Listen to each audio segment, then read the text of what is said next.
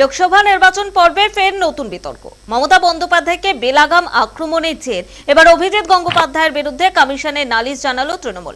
নির্বাচনী বিধিভঙ্গের অভিযোগ তমলুকের বিজেপি প্রার্থীর বিরুদ্ধে। নির্বাচনী প্রচারে অভিজিৎ গঙ্গোপাধ্যায় বলেছিলেন, রেখাপাত্র গরিব মানুষ, লোকের বাড়িতে কাজ করে খায় বিজেপি প্রার্থী।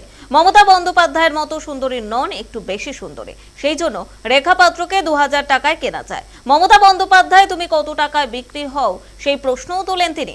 অভিজিতের এই মন্তব্যের জেরেই কমিশনের দ্বারস্থ তৃণমূল। আগেই এই মন্তব্যের বিরুদ্ধে সরব হচ্ছিল তৃণমূল, আর এবার কমিশনে নালিশ জানালো তারা। অভিজিৎ গঙ্গোপাধ্যায়ের বিরুদ্ধে আইনি পদক্ষেপ চায় তৃণমূল। মানুষকে কি বলছেন সেটা বাদ দিয়ে মুখ্যমন্ত্রীকে যে ভাষায় অপমান করেছেন এটা বাংলার মানুষ দেখেছেন, এবং তৃণমূল কংগ্রেসের পক্ষ থেকে আমরা ইলেকশন কমিশনে গেছি। ইলেকশন কমিশনে এই ফাইলটা আমরা কমপ্লেনটা ফাইল করে বলে আমরা এটা সত্যি এটা নারী বিদ্বেষী।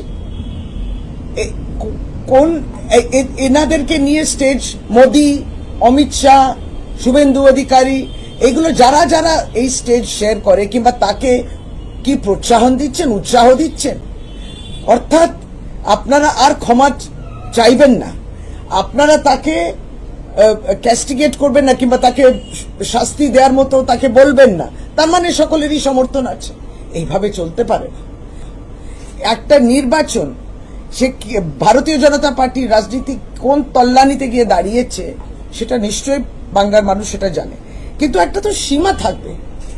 আপনি আপনার রাজনৈতিক ভাবে বিরোধী যে বিভিন্ন দল কিংবা প্রার্থী কিংবা যারা নেতৃত্ব রয়েছেন তার সম্বন্ধে আপনার এই ধারণা, এরা ভারতবর্ষে এত লোকসভা নির্বাচন হচ্ছে, এরকম প্রার্থী এরকম কথা বলেনি। দুঃখের বিষয় এটা যে নির্বাচন কমিশনকে সবটাই বলা।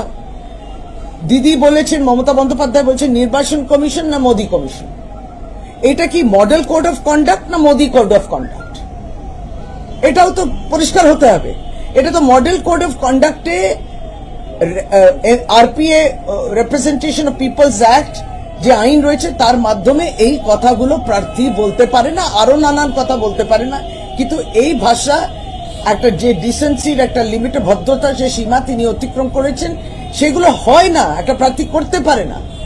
বাংলার মানুষ, পূর্ব মেদিনীপুরের মানুষও জানবে, ইতিমধ্যেই বুঝে গেছেন যে ক্যান্ডিডেট যিনি অভিজিৎ গাঙ্গুলি তার যদি এই চরিত্র থাকে তাহলে কাজ তো দূরের কথা, সম্মানই দিচ্ছে না, তাহলে মানুষকে কি সম্মান দেবেন, মহিলাকে কি সম্মান দেবেন? সুতরাং আমরা কন্ডেম করছি, নিন্দা জানাচ্ছি, ধিক্কার জানাচ্ছি, এবং তার শাস্তি তাকে পেতে হবে। দেখুন, গণতন্ত্র একটা শাস্তি দেবে, ভোটে তিনি হারবেন, আর তারপরে আইনের ব্যবস্থা, ইলেকশন কমিশন কি শাস্তি দেবে, এরকম তো ক্যান্ডিডেটশিপ ক্যান্সেল হওয়া উচিত।